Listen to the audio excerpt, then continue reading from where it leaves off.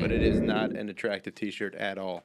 Hey, Poundcake, just FYI, good news for you. They have ruled in court that cursing at your boss is protected speech. So just keep that in mind. So next time you want to, hurl some F words at a superior here, you can just tell them, hey, the courts said that I'm protected by my First Amendment rights. Hell yeah, bitch. There it is. That's good freaking news. A catering server in New York was fired for calling his boss a nasty mother effer on Facebook, and the judge said that the speech is protected because it was connected to comments about a union. Guy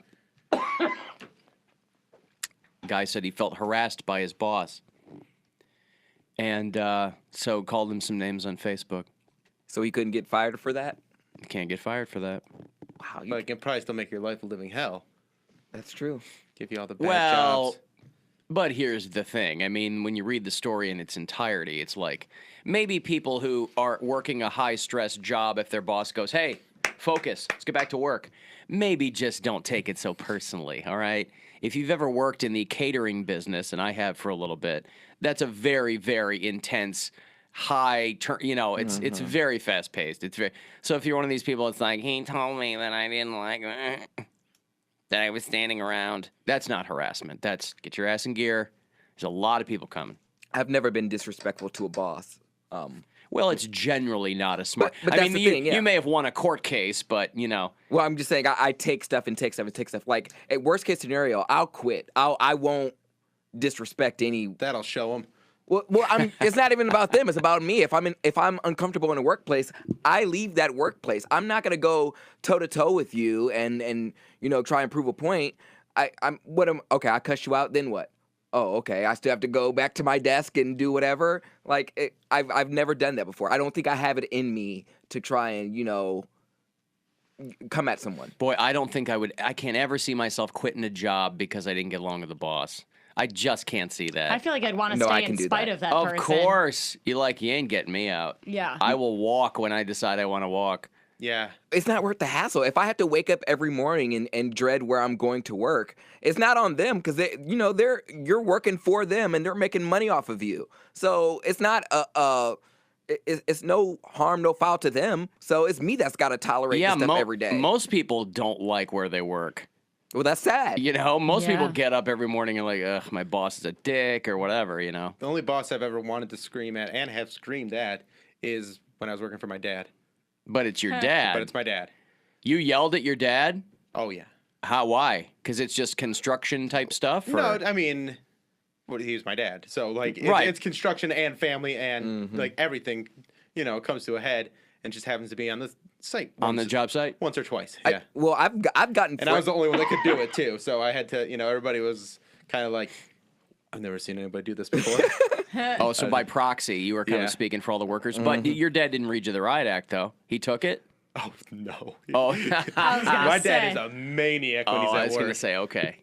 That was that would have been the mistake. amazing thing. Yeah. I see. Okay. Yeah, big mistake. You on my did part. it, but Yes. it didn't end well. Okay. Right. Yeah, I don't put up a fuss. Like I got framed for stuff I didn't. Hush that fuss. Framed. I got framed. I for did something I didn't. I got framed for stuff I didn't even do, and I got reprimanded for it, and I just took it. I didn't want to argue with the boss. They were like, "We have some, inside information that you did so and so." I'm like, what? What was the inside information? Bro, this is when I was working at Hollister and I had put the hoodies in the wrong spot. We have inside information that you've put the hoodies in the wrong spot. Someone who did, That's a firing. Someone who didn't like me. Least dangerous accusation ever. Either put those hoodies there or they said that I put those hoodies there. And why didn't you want to clear your name?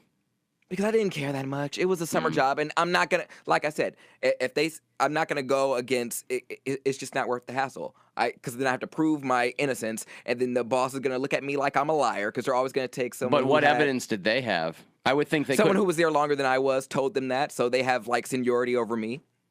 But they don't have seniority over the truth. Ooh. No, they don't.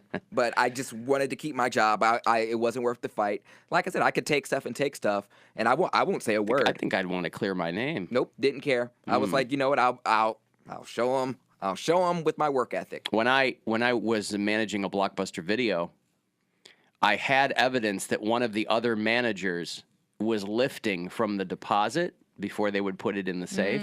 The managers on your shift, and if you've worked retail, you know this, that when you kind of clean the till and you put your daily deposit in that zipper bag, I don't know how they do it now because I haven't worked retail in 25 years, but you'd go back and you'd put it in the safe and it would have that inner drum where you drop it and you turn it so that you couldn't get your hand down, anything like that. And I had evidence that one of the other shift managers was skimming from the deposit. Take a little pinch? Take a little pinch, right. And I waited, and I set the trap, and I made sure that I had all my evidence, and I had everything lined up, and then I stuck it to him. You did? Oh, you yeah. outed him? Oh, yeah, because there was no way. They were like, well, I'm like. Yeah, because you don't want it to fall on you. That's right.